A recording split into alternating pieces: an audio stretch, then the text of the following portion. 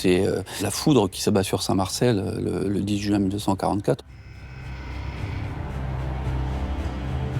À Saint-Marcel se concentre tout ce que la France libre et les Alliés ont conçu pour faire échec à la barbarie nazie.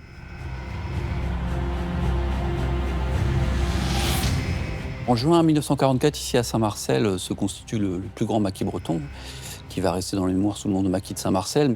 Donc ici vont converger en fait tous les maquisards du Morbihan et au-delà, et ils vont faire la jonction avec les parachutistes qui ont été parachutés en Morbihan dès la nuit du 5 au 6 juin 1944.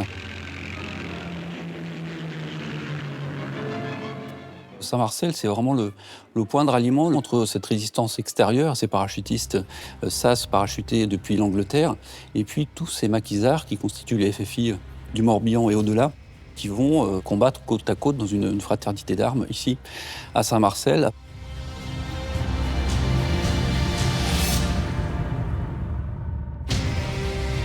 La famille Bouvard, c'est une famille marquée par le patriotisme, hein, puisque le père de Suzanne Bouvard a fait la Grande Guerre, il a été blessé, il a été décoré de la Légion d'honneur. Elle-même donc, a des sentiments patriotiques assez importants. Et donc, Suzanne Bouvard, dès le début de la constitution de ce maquis, dès les premiers jours, enfin dès après le débarquement, dès le 7 juin, étant donné que Suzanne Bouvard a été à l'école de la Croix-Rouge et qu'elle est en mesure de soigner tous ces jeunes, là, elle improvise une espèce d'infirmerie dans les dépendances du manoir de Sainte-Geneviève, où elle accueille régulièrement des jeunes qui se blessent. Donc elle prend déjà des risques assez incroyables, même avant la bataille du 18 juin. Suzanne Bouvard et ses proches se retrouvent sous le feu ennemi, sous un feu quand même relativement nourri. Les parachutistes qui sont là, à un moment, lui disent il y a une accalmie en toute fin de matinée, et il l'incite à quitter les lieux, puisque ça devient vraiment trop dangereux. Et donc, elle prend la route et elle trouve refuge à Malétroit chez des amis.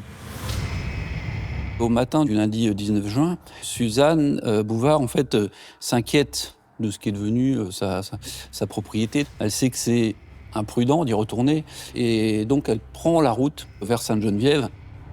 Et puis, entre-temps, Annick Filouz, sa cousine qui l'avait rejoint à Saint-Marcel le 18, souhaite aussi, elle, retourner à Sainte-Geneviève pour tout un tas de raisons, mais surtout parce qu'elle veut récupérer sa bicyclette qu'on lui a prêtée. Et malheureusement, sur la route vers Sainte-Geneviève, elle croise une patrouille allemande qui, évidemment, n'est pas très bien disposée à leur égard.